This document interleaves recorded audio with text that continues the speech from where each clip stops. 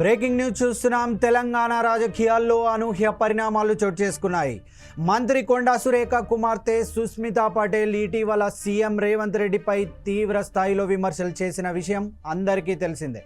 Parakala seat విషయంలో ఆమె వ్యాఖ్యలు కాంగ్రెస్ పార్టీలో తీవ్ర దుమారం రేపాయి. ఈ క్రమంలో కొండా సురేఖను మంత్రివర్గం నుంచి బర్తరఫ్ చేయాలంటూ వార్తలు వచ్చాయి. ఇలాంటి సమయంలో కీలక పరిణామం చోటు చేసుకుంది. రాఖీ పండుగ సందర్భంగా సీఎం రేవంత్ రెడ్డి నివాసానికి కొండా సురేఖ వెళ్లారు.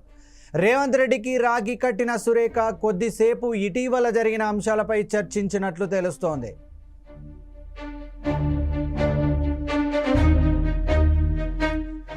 రేవంత్ అపాయింట్మెంట్ లభించడంతో మంత్రి కొండా సురేఖ సీఎం ఇంటికి వెళ్లి ఆయనకు రాఖీ కట్టి స్వీట్లు తినిపించింది.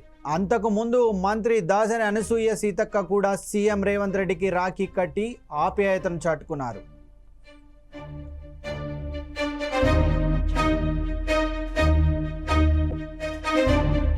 ఇటీవల తన కూతురు కొండా సుస్మిత పరకాల టికెట్ నేపథ్యంలో సీఎం రేవంత్ రెడ్డిపై తీవ్ర ఆరోపణలు చేయడంతో మంత్రి కొండా సురేఖకు రేవంత్ రెడ్డి మధ్య దూరం పెరిగింది. రేవంత్ రెడ్డి లండన్ పర్యటన నుంచి వచ్చాక కూడా మంత్రి సురేఖ ఆయన్ను కలవలేదు. ఇంతలోనే పీసీసీ క్రమశిక్షణ కమిటీ మంత్రి కొండా సురేఖను కేబినెట్ నుంచి తొలగించాలంటూ నివేదిక అందించింది. ఈ వివాదం నేపథ్యంలో రేవంత్ సురేఖ రక్షాబంధన్ భేటీపై సర్వత్రా ఆసక్తి నెలకొంది.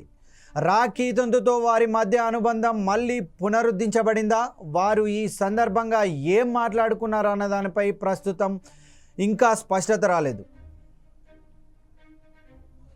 రాఖీ పండుగ మీ జీవితాల్లో వెలుగులు నింపాలని, మీరందరూ కూడా ఆయురారోగ్యాలతో ఐశ్వర్యాలతో విలసిల్లాలని, ముఖ్యంగా మా తెలంగాణ రాష్ట్ర ప్రభుత్వం ముఖ్యమంత్రి రేవంత్ రెడ్డి గారికి కూడా నేను రాఖీ కట్టి రావడం జరిగింది.